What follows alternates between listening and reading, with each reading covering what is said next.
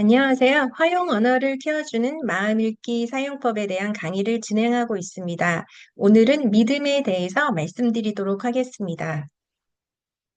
믿음은 타인이 자신과는 다른 생각, 신념, 지식 상태를 가질 수 있다는 것을 이해하는 개념인데요. 정의가 너무 어려운 것 같고요. 믿음은 타인의 생각을 조망하는 걸 얘기해요. 그런데 그 생각은 실제와 일치하는 생각도 있고, 실제와 일치하지 않는 생각도 있는 것이죠. 그래서 믿음에 대해서 좀 더 이해하기 위해서 두 가지 핵심 개념에 대해서 말씀드리려고 하는데요. 하나는 틀린 믿음이고, 그다음에 하나는 상위 믿음입니다. 첫 번째 그 틀린 믿음은 셀리엔 테스트라는 그런 실험으로 많이 알려져 있어요. 그 이야기는 이제 셀리가 자기 바구니에 구슬을 넣고 밖으로 나갔어요. 셀리가 없는 동안에 앤이 구슬을 꺼내서 상자 안으로 옮겨 놓았어요. 자, 그러면 셀리가 다시 돌아와서 구슬을 어디에서 찾을까요? 라는 그런 실험이에요. 그런데 이제 이 셀리가 지금 없는 동안 물건의 이동이 일어났잖아요. 그런데 이것을 이제 셀리 입장에서는 모르는 상황이잖아요. 그래서 모르기 때문에 셀리는 아까 자기가 바구니에 구슬을 넣고 간 것이 그대로 있을 거라는 틀린 믿음을 갖게 되는 거거든요.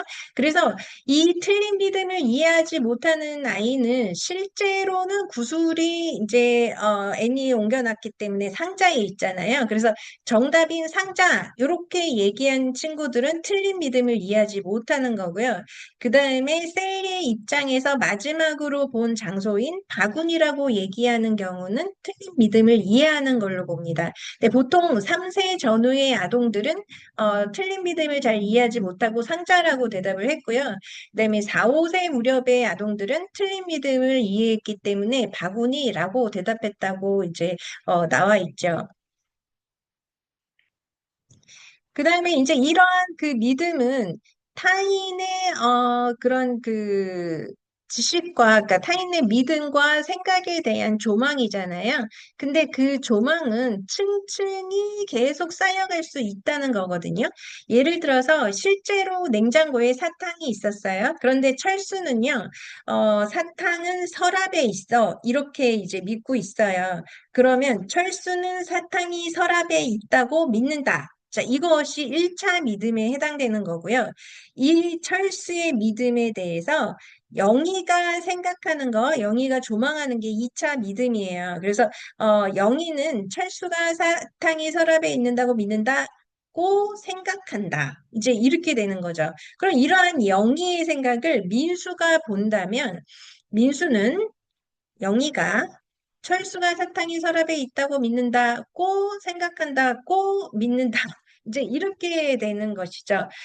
그래서 이거를 말로 하면 조금 어색하지만, 우리의 되게 복잡한 그런 인간관계에서는 타인의 생각을 그 또 다른 타인은 어떻게 읽고 있는가, 그래서 그 타인이 왜 그렇게 행동하는가에 대해서 또 다른 사람은 어떻게 지금 이해하고 있는가에 대해서 2차, 3차, 4차 막 이런 그 더 높은 층위의 믿음들이 많이 생겨나고 이제 그것을 이해해야 되는 상황들이 발생하죠. 그래서 믿음과 화용 언어와의 관계를 보면 지금 믿음은 타인이 무엇을 알고 모르고 다르게 생각하는가를 파악하는 것이고 화용 언어는 그 파악을 바탕으로 언어적 상호작용을 조율한다. 자, 이렇게 나와 있으면 약간 헷갈리게 돼 있어요. 왜냐하면 우리가 앞에서 지각, 지식, 조망이 지금 이 내용하고 약간 유사했거든요. 그런데 어떻게 다르냐면 지식조망이란 건 타인이 어떤 사실을 아는지 모르는지를 구분하는 능력이고요. 믿음은 지금 그게 중요한 게 아니에요. 믿음은 그 사실과 사실이 아닌 차원을 넘어서서 어떤 생각을 가지고 있는지를 조망하고 이해하는 능력이에요. 그래서 사실의 범위뿐만이 아니라 사실이 아닌 범위에 해당되는 것들도 중요하게 생각하는 거죠. 즉, 잘못 알고 있는 것에 대한 인식과 조망까지를 포함하는 게 믿음입니다. 그래서 믿음을 조망하는 능력이 부족하면요, 문제가 너무 많이 생겨요. 왜냐면 오해라든지 억울한 상황들은 사실은 틀린 믿음으로 인해서 생기는 거거든요. 그래서 이 틀린 믿음이 왜 생겼는지, 무엇을 보지 못해서 오해하게 되었는지를 파악해야만 그 오해를 풀어주게 되어 있는데요. 다른 사람이 모르는 사실, 잘못 아는 사실에 대해서 지각하지 못하는 거죠. 그래서 다 알면서도 이렇게 행동하는 것처럼 생각을 하고 오해를 하게 되는 부분들이고요. 그렇기 때문에 문제 해결은 어려워지는 것이고요. 그 다음에 속임수, 놀림, 거짓말. 자, 이것들은, 사실의 세계가 아니잖아요. 그런데 이제, 우리 친구들 중에는 사실이 아닌 세계가 있다라고 하는 것을, 이제, 인지를 못하는 경우들이 있어요. 그래서 이런 친구들은 거짓말이라는 거를 인식을 못하거나 거짓말도 못하는 거거든요. 사실과 다른 세계. 가 존재한다라는 걸 알아야 되는데요. 예를 들면 어떤 거냐면, 형아가 동생을 놀리려고 엄마가 나 이거 다 먹으래. 뭐 이제 이렇게 하잖아요. 그러면은 동생이 으아 하고 울잖아요. 엄마가 나 이거 다 먹으래. 자, 이거는 거짓말이잖아요. 그런데 이 거짓말을 통해서 동생한테 틀린 믿음을 심어주는 거죠. 그러면은 이 동생이 거짓말이라는 라는 그런 사실과 다른 세계가 존재해야 한다라는 것을 모르는 상황에서는 이것을 틀린 믿음으로 받아들이고 자기는 이제 먹을 게 없어졌다라고 생각하면서 폭발하게 되는 것이거든요. 그래서 이렇게 되면 너무나 세계가 좁아져서요. 이제 이 다양한 그런 상황들을 말을 가지고 노는 상황들이나 뭐 놀리는 상황들이나 이제 여러 가지의 상황들을 이해할 수 없게 돼요. 그래서 대인관계에서 상당히 어려움을 겪게 됩니다. 자, 여기서는 이제 책으로 돌아와서요. 이야기별로 이제 어떻게 핵심인지를 살펴보고 어떻게 유도를 할 것인가에 대해서 말씀을 드리도록 하겠습니다. 자, 지금 이제 여기부터는 어떻게 되냐면 실제 상황이 어떤데 틀린 믿음이 이제 생긴 거잖아요. 그래서 실제 상황과 틀린 믿음의 차이에 대해서 인식을 해야 되고 이 틀린 믿음이 왜 생겼는가가 가장 중요한 부분이죠. 그래서 어떤 부분의 공백으로 인해서 잘못 생각하게 되었는지를 꼼꼼히 따져봐야만 이제 이것들을 이 친구들이 생각을 하면서 오해나 억울한 일이 생겼을 때 이거를 얘기할 수 있게 되는 것이죠. 자, 그러면 두두가 화장실에 간 사이에 순례가 바뀐 상황이거든요. 자, 두두는 지금 틀린 믿음을 갖고 있죠. 보보가 순례가 맞아. 내가 분명히 봤다고. 순례는 바뀌었어. 미미로 바뀌었잖아. 아니야. 나는 미미가 순례로 바뀐 걸 본 적이 없는데? 아, 그건 네가 화장실에 간 사이에 가서 봐서 바뀌어서 그래. 어? 화장실에 간 사이에 바뀌었다고? 그렇더라도 내가 왜 순례가 바뀐 걸 몰라야 돼? 어, 모를 수가 있을까? 화장실에 갔으니까 너는 보지를 못했잖아. 미미가 순례가 되는 걸 봤으면 너도 알았을 거야. 이제 시간차가 있고요. 그 다음에 거기 시간차 동안에 보지 못한 사실이 있고, 보지 못했기 때문에 몰랐다. 이거 너무 당연한 거잖아요. 그런데 이 당연한 거에 대해서 설명할 수 있어야 되는 것이죠. 이제 보보가 과자를 쏟았는데 청소기를 가지러 간 사이에 엄마가 오셔서 이제 두두가 엄마한테 혼나는 상황이 발생했어요. 그러면 실제 상황은 보보가 과자를 쏟았고 틀린 믿음은 이제 엄마가 가진 틀린 믿음이죠. 두두가 과자를 쏟았구나. 틀린 믿음이 왜 생겼을까는 보보가 쏟는 거를 못 보셨고요. 그다음에 두두가 방에 있는 건 보셨어요. 네, 그 문제가 되는 거죠. 엄마는 왜 보보를 혼내야지 나를 혼내? 엄마는 네가 과자 쏟은 줄 아셨던 거야. 과자를 쏟는 건 보보였잖아. 엄마는 보보가 과자 쏟는 걸 못 보셨잖아. 하지만 내가 쏟는 것도 못 보셨잖아. 그래, 네가 쏟는 것도 못 보셨는데 네가 어지러진 방에 혼자 있었잖아. 어지러진 방에 혼자 있었지. 그러니까 거기에서 과자를 쏟을 수 있는 사람은 너밖에 없었던 거야. 이제 이런 식으로 해서요, 틀린 믿음에서 지금 누가 쏟는 거를 못 본 상황이거든요. 못 봤을 때 이 사람이 지금 이 빈 공백을 메꾸기 위해서 추론을 하게 돼 있거든요. 그러면 마지막에 와서 본 장면, 어질러진 방에 두두가 있었다라는 걸 가지고서는 엄마는 추론했을 것이다. 이제 이런 부분까지 얘기를 친구들이 할 수 있다면 그러면 다른 사람들이 지금 어떻게 틀린 믿음을 갖게 되는지, 이제 요 과정에 대해서 조금 더 자세하게 말할 수 있게 되는 것이죠. 두두는 파란 배낭 안에 과자 음료수를 넣었는데 엄마가 짐을 옮겼죠. 그래서 이제 그 두두가 지금 알고 있는 그런 그 믿음과 그다음에 실제가 달라진 사례예요. 자, 그러면 이제 이 틀린 믿음이 왜 생겼는지가 핵심입니다. 아니, 파란 배낭에 내가 과자랑 음료수랑 다 넣고 지퍼 잠그고 여러 번 확인을 했다니까? 맞아. 처음엔 파란 배낭에 과자가 있었지. 하지만 엄마가 옮기셨잖아. 응? 엄마가 옮기신 건 나는 몰라. 파란 배낭에 있는 것만 정확히 보았다고. 엄마가 옮기신 거를 못 보았다고 해서 그게 달라지지는 않아. 엄마가 과자를 옮기신 거야. 그래서 네 과자는 파란 배낭에 없었던 거야. 아, 그럼 내가 못 본 사이에 옮겨져서 내가 몰랐던 거야? 그렇지. 네가 만약에 그걸 봤다면 너도 알 수 있었을 거야. 아, 내가 모르는 사이에 지금 내가 보지 못해서 그걸 몰랐구나. 자, 이게 지금 이 친구의 설득에 의해서 와야 되고요. 그리고 엄마가 사실은 까만 배낭을 가져가라고 말씀하셨잖아요. 근데 그거를 놓쳤어요. 그래서 그거를 듣지 못한 것도 틀린 믿음을 갖는데 이제 일조하게 된 상황이에요. 자, 가위바위보를 낼 때 상대가 무엇을 낼 건지를 또 생각을 한 다음에 그거에 대한 거를 내가 또 생각하고 이제 계속 겹겹이 이제 이게 쌓여가는 부분들인데요. 소는 말한테 이제 나 이제 가위 낼 거야 이렇게 얘기를 했고 이 소리를 돼지가 엿들었어요. 그런데 지금 이제 여기서 생긴 틀린 믿음은 소는 돼지가 이제 모를 거라고 생각을 했는데 실제 상황은 돼지가 소의 말을 엿들은 거죠. 그래서 이제 틀린 믿음이 왜 생겼는지에 대한 부분으로 가야 되는 거죠. 어떻게 돼지가 내가 아는 걸 다 알고 있어. 너무 이상해. 돼지가 네가 한 말을 들은 것 같아. 하지만 나는 소한테만 얘기를 했는데 엿들을 수도 있잖아. 아주 작게 말해도 들릴 수도 있다고. 아, 난 돼지가 듣는 걸 못 봤는데.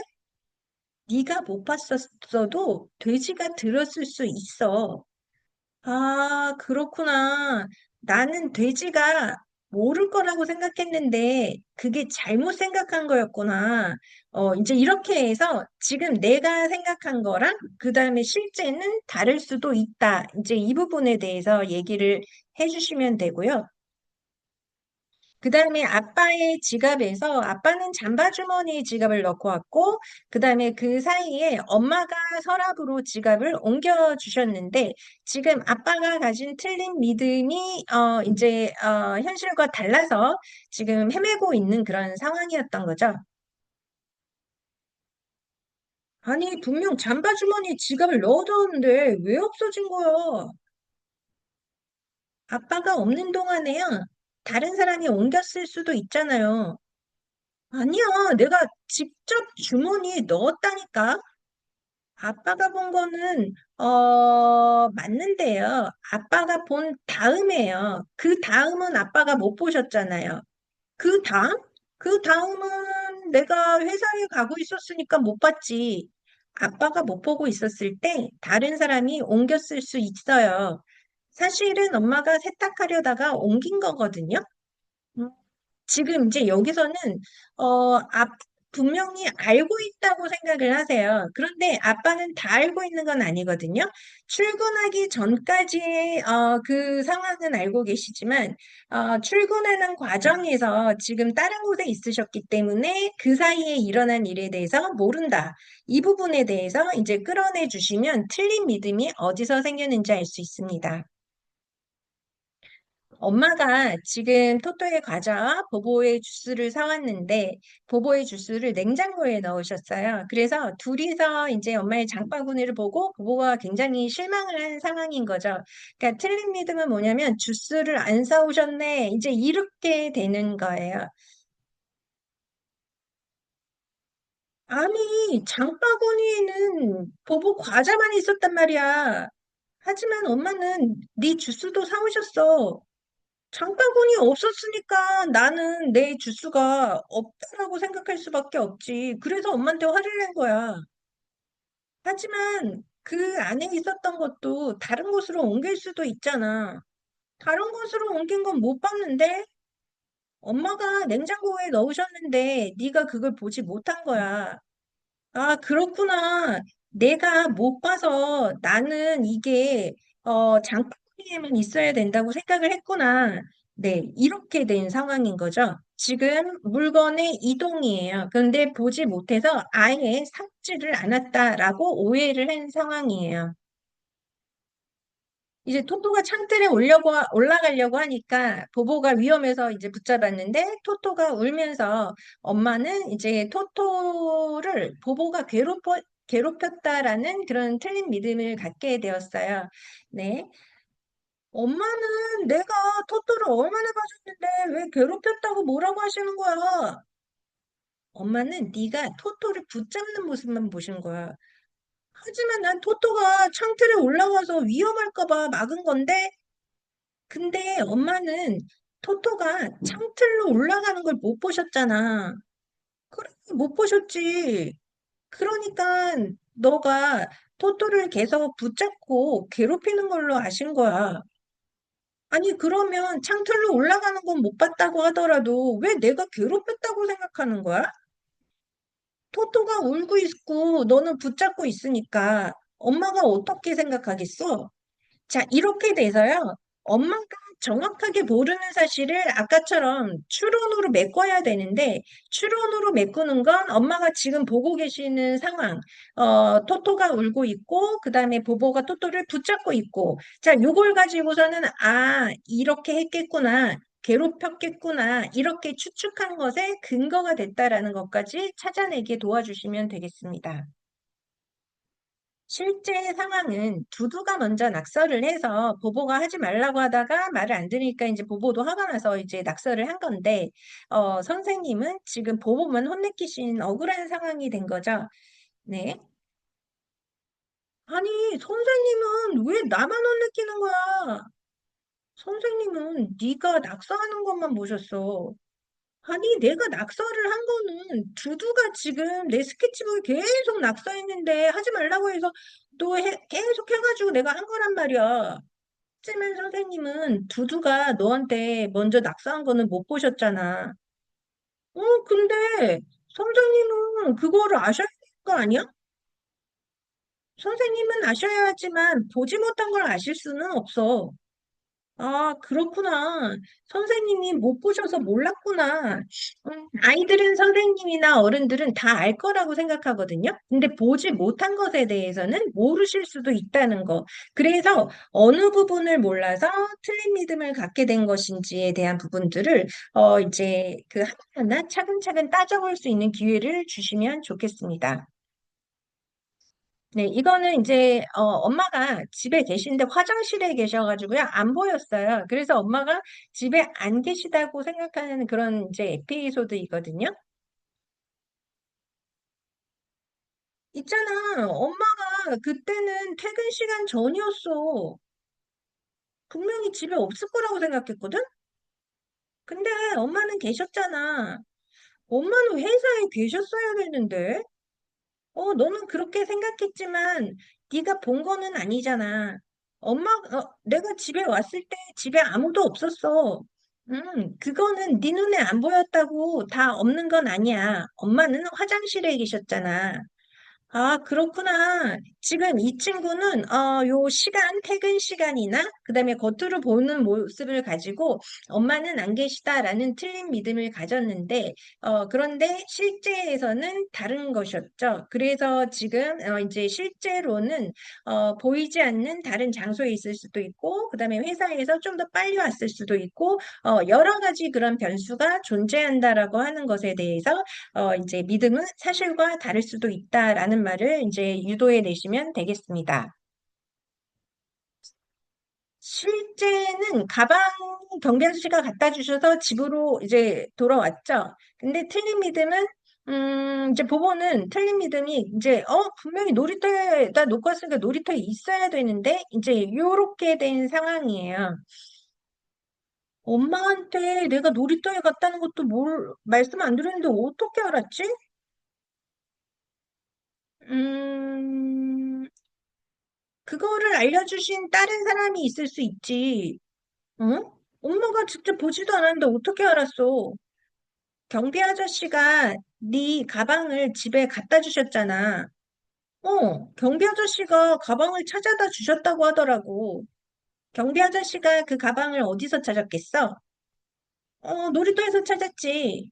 그러니까 경비 아저씨가 놀이터에서 이 가방을 찾아서 이름을 보고 갖다 주신 거잖아. 엄마한테 말씀드렸을 거야.